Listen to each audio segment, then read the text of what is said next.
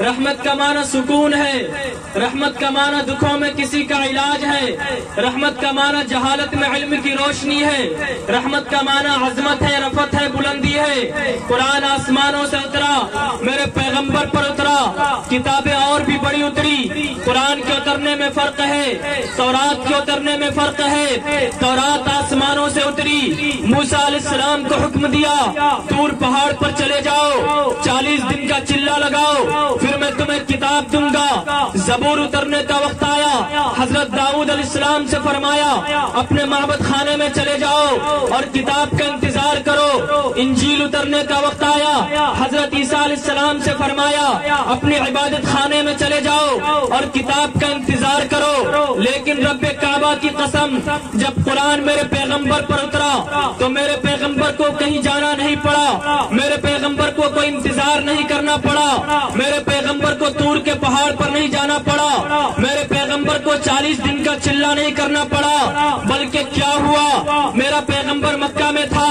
اللہ نے قرآن کو مکہ میں بھیج دیا۔ میرے پیغمبر بازار میں گئے، اللہ نے قرآن کو بازار میں بھیج دیا۔ میرے پیغمبر پہاڑ پر چڑھے، اللہ نے قرآن کو پہاڑ پر بھیج دیا۔ میرے پیغمبر جنگ کے لیے بدر میں جاتے ہیں، اللہ نے قرآن کو بدر میں بھیج دیا۔ احد میں جاتے ہیں، اللہ نے قرآن کو احد میں بھیج دیا۔ میرے نبی کے آنے سے پہلے مزدور کی کیا حالت تھی، کسان کی کیا حالت تھی؟ عرب میں رواج تھا بچی پیدا ہوتی زندہ دفن کر دیا جاتا، قیصر و کسریٰ میں رواج تھا بچی جوان ہوتی پوری خواہشات کا نشانہ بنایا جاتا۔ ایسے وقت میں جب بچی پیدا ہوتی ہو اسے زندہ دفن کر دیا جاتا ہو، ایسے وقت میں جب عورت کو وراثت کا کوئی حصہ نہ ملتا ہو، عورت صرف استعمال شدہ کپڑے کی چیز تھی، عورت کے لیے کوئی زندگی نہ تھی، عورت کے لیے کوئی آسرا نہ تھا، عورت کا کوئی دنیا میں سہارا نہ تھا، اور عورت کو عام سمجھنے والوں، پیارے آقا جب دنیا میں تشریف لائے تو پوری انسانیت کو یہ پیغام پہنچا دیا کہ عورت اگر تیری بیٹی ہے تو تیری عزت ہے، عورت اگر تیری بہن ہے تو تیری آبرو ہے، عورت اگر تیری بیوی ہے تو اس کا خرچہ تیرے ذمہ واجب ہے، عورت اگر تیری ماں ہے تو اس کے قدموں کے نیچے جنت ہے۔ کیوں؟ اللہ رب العزت و ذوالجلال نے میرے پیغمبر کو رحمت للعالمین بنا کے بھیجا۔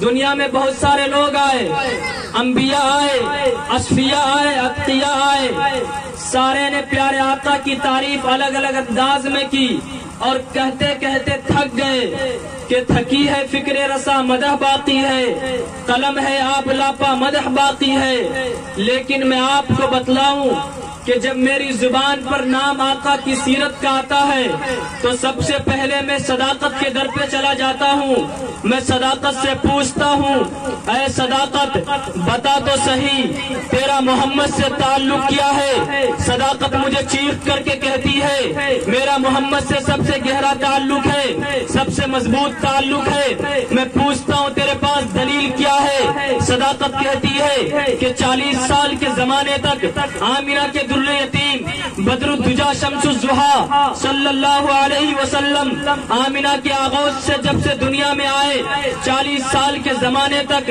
ایک مثل مشہور تھا کہ وہ صادق بھی ہے، وہ امین بھی ہے۔ میں وہ صادق ہوں جو آقا کے ساتھ لازم و ملزوم کی حیثیت رکھتا ہوں، اس وجہ سے سب سے پہلا حق مجھے بنتا ہے آقا کی تعریف میں، آقا کی مدح میں سب سے پہلا حق مجھے دیا جائے۔ میں اس سے آگے بڑھ کے ایثار و قربانی کے پاس گیا، مجھ سے ایثار و قربانی کہتی ہے کہ تم بات قربانی کی کرتے ہو، میرے محمد تو ایسے قربانی دینے والے ہیں کہ جس کے جسم پر پتھر باندھے جاتے ہیں لیکن وہ غریبوں کو کھانا کھلاتا ہے، وہ فقیروں کو دائی بنتا ہے، وہ فقیروں کو کھانا کھلا کر اللہ کے نزدیک عظمتوں والا بن جاتا ہے۔ میں اس سے آگے بڑھ کے سخاوت کے پاس گیا، مجھے سخاوت نے بتلایا کہ آقا کی زندگی کا میں لازمی جز ہوں۔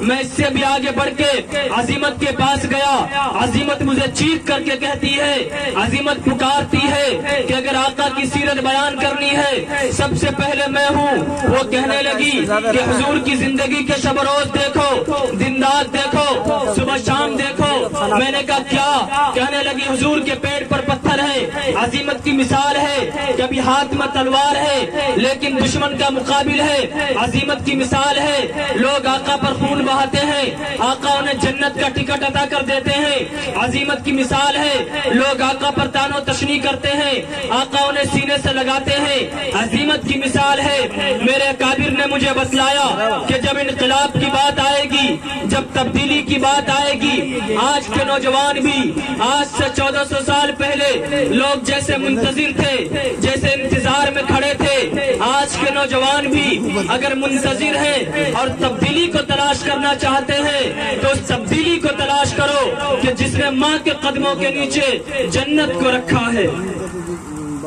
کیوں اللہ رب العزت نے پیارے آقا کو رحمت للعالمین بنا کر بھیجا؟ میرے پیغمبر پوری دنیا کی انسانیت کے لیے رحمت بنا کر بھیجے گئے۔ اگر صحابہ حضور پر اپنی جان نچھاور کرنے کو تیار رہتے ہیں تو یہ میرے پیغمبر کی رحمت ہے۔ حضور نے فرمایا بیٹھ جاؤ، صحابہ ایک لمحے میں بیٹھ گئے۔ پوچھا سیدھا ہو کر کیوں نہیں بیٹھا؟ فرمایا یا رسول اللہ جب آپ کا حکم کانوں میں آیا کہیں دیر نہ ہو جائے میں اسی طرح بیٹھ گیا۔ یہ میرے پیغمبر کی رحمت ہے۔ میرا پیغمبر عالم ارواح کے لیے رحمت ہے، میرا پیغمبر عالم نباتات کے لیے رحمت ہے، میرا پیغمبر عالم جمادات کے لیے رحمت ہے، میرا پیغمبر انسانوں کے لیے رحمت ہے، چرندوں کے لیے رحمت ہے، پرندوں کے لیے رحمت ہے، میرا پیغمبر تمام چیزوں کے لیے رحمت ہے۔ اس سے آگے بڑھ کے میں آپ کو بتلاؤں کہ حضرت آدم کی شفاعت میرے پیغمبر کی رحمت ہے، حضرت نوح کی نجات میرے پیغمبر کی رحمت ہے، داؤد کو زبان ملی میرے پیغمبر کی رحمت ہے، حضرت یوسف کا حسن و جمال میرے پیغمبر کی رحمت ہے، ابو بکر کو صداقت کا علم ملا میرے پیغمبر کی رحمت ہے، عمر کو عدالت کی کرسی ملی میرے پیغمبر کی رحمت ہے، عثمان کو سخاوت ملا میرے پیغمبر کی رحمت ہے۔ اس سے آگے بڑھ کے آپ دیکھتے چلے جائیں، امام ابو حنیفہ کو علم ملا، تقوی ملا میرے پیغمبر کی رحمت ہے، امام ابو یوسف کو روحانیت ملی میرے پیغمبر کی رحمت ہے،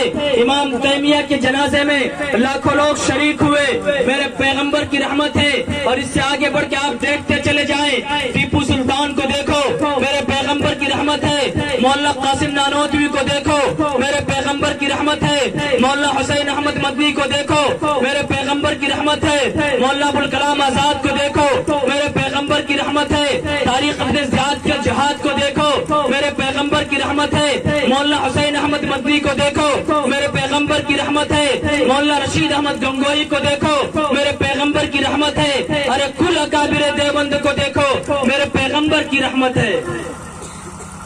کہیے ذرا زور سے صلی اللہ علیہ وسلم۔ صلی اللہ علیہ وسلم۔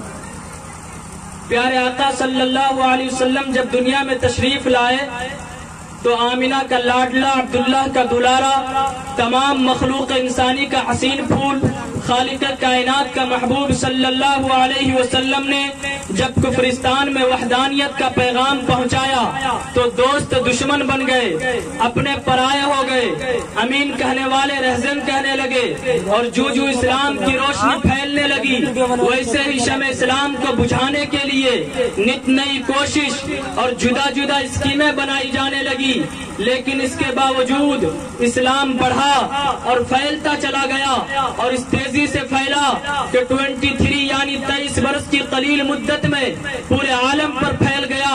اور پیارے آقا صلی اللہ علیہ وسلم جو کہ اسلام کے ہیرو کہلاتے ہیں، ان کی تعریف خود قرآن نے کی، وَرَفَعْنَا لَكَ ذِكْرَكَ، اے پیغمبر ہم نے تیرے مقام کو بلند کر دیا، ہم نے تیرے کردار کو دوبارہ کر دیا۔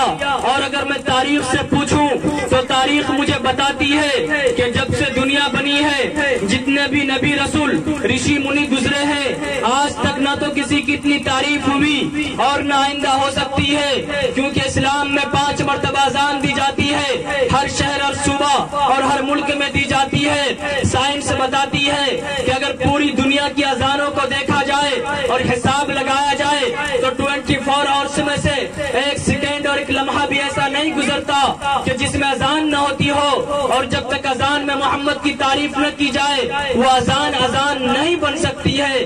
اس لیے میرے دوستو، پیارے آقا صلی اللہ علیہ وسلم جو کہ سرور کائنات ہیں، فخر موجودات ہیں، ان کی تعریف پوری دنیا کے انسان کرتے کرتے آخر میں یہ کہتے ہوئے چلے گئے کہ تھکی ہے فکر رسا مدح باقی ہے، قلم ہے آب لاپا مدح باقی ہے۔ اللہ رب العزت و ذوالجلال ہم سب کو کہنے سننے سے زیادہ عمل کی توفیق عطا فرمائے۔ وآخر دعوانا الحمدللہ رب العالمین۔